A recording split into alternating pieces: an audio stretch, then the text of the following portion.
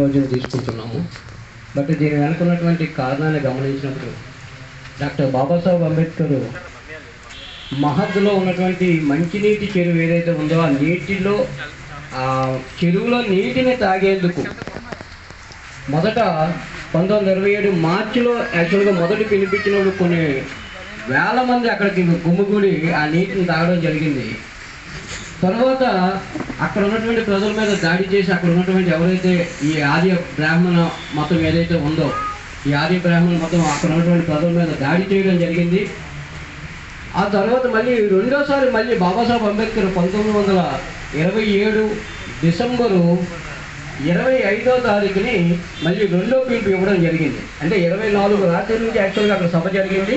25 morning గతంలో మనం జరిగినటువంటి దీన్ని మళ్ళీ ఎందుకు అసలు ఈ హక్కులు మనకు ఎందుకు నిరాకరించబడింది అని ఆలోచించి మనిషిగా గమనించలేని స్థితి ఏదైతే ఉందో, అందరికీ సమానమైనటువంటి అవకాశాలు ఏవైతే లేవో ఆ అవకాశాలకి ముఖ్య కారణమైనటువంటి వాళ్ళు రాసుకున్న మత గ్రంథాల్లో వీళ్ళంతా ఫాలో అవుతుంది. ఎందుకంటే అప్పటికే బ్రాహ్మణ మతంలో వాళ్ళకి మొట్టమొదటి దేవుళ్ళు ప్రజెంట్ ఉన్న దేవుళ్ళతో పోల్చినప్పుడు వాళ్ళకి మొదటి దేవుళ్ళు వేదాల్లో ఉన్న దేవుళ్ళు ఇంద్రుడు, అగ్ని, వరుణుడు, అలాగే ఇటువంటి దేవుళ్ళు. ఈరోజు చూస్తే వాళ్ళు ఎవరు కూడా వాళ్ళ దేవుళ్ళు కాదు, ఈ బ్రాహ్మణ మతానికి వాళ్ళ దేవుళ్ళు కాదు. ఆ తర్వాత కాలంలో చూస్తే మరికొంతమంది దేవుళ్ళు. ఈరోజు చూస్తే షిరిడి సాయిబాబా చూస్తే ఆయన ముస్లిం దేవుడు అంటారు, కానీ ముస్లిం అయినా కానీ హిందూ దేవుడి కింద మార్చేసుకుంటారు. కానీ నిజానికి అది హిందూ మతం కాదు, బ్రాహ్మణ మతం.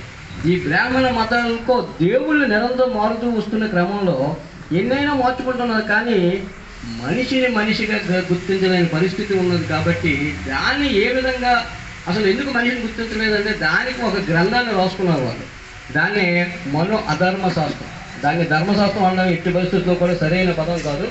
మనో అధర్మ శాస్త్రం ఏదైతే ఉందో దాన్ని రాసుకోవడం జరిగింది. దానిని అందులో ఉన్నటువంటి ప్రతి విషయాన్ని డాక్టర్ బాబాసాహెబ్ అంబేద్కర్ సంస్కృతంలో ఉన్న పద్యాన్ని చదివి ఆ శ్లోకాన్ని తెలుగులో ఎక్స్ప్లెయిన్ చేసిన తర్వాత తనతో ఉన్నటువంటి సహస్ర బుద్ధి అనేటటువంటి ఒక బ్రాహ్మణ సోదరుడు ఆ మనుస్మృతిని మేము కూడా వ్యతిరేకిస్తున్నాం, ఒక మనిషిని మనిషిగా గుర్తించలేనటువంటి ఏదైతే ఉందో అది నేను కూడా వ్యతిరేకిస్తున్నానని చెప్పినటువంటి ఆ సహస్ర బుద్ధి స్వయంగా కాల్చినటువంటి పరిస్థితి. డాక్టర్ బాబాసాహెబ్ అంబేద్కర్ శ్లోకాన్ని చదివి దీని ఉద్దేశం ఇది, దీని వల్లే మాత్రమే మనం అందరం అక్కడ గుమ్ముకున్న కొన్ని లక్షల మంది 1927 డిసెంబరు 24న చేరారు. 25వ తారీఖున మనుస్మృతి దహనం అనేది జరిగింది.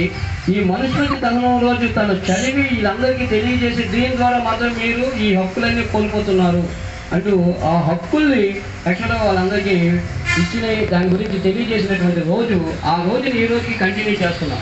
ఎందుకు కంటిన్యూ చేయాల్సి వచ్చిందంటే ఎప్పటికీ కూడా మన ధర్మశాస్త్రం ఇంకా ఎగ్జిస్టెన్స్లో ఉంది అనడానికి నిదర్శనం వెరీ రీసెంట్గా భారత పార్లమెంటు రాజ్యాంగం ద్వారా బాబాసాహెబ్ అంబేద్కర్ మరికొంతమంది అనుయాయులు కలిసినట్టు రాసి మన ప్రజలు భారతీయులు రాసినటువంటి రాజ్యాంగంలో యాక్చువల్గా దాని ద్వారా నిర్మితమైనటువంటి పార్లమెంటు సభ్యులుగా ఉన్నటువంటి హోంమంత్రి అంటే ప్రధానమంత్రి తర్వాత రెండో ప్లేస్ తీసుకున్నటువంటి హోంమంత్రి కూడా ఈరోజు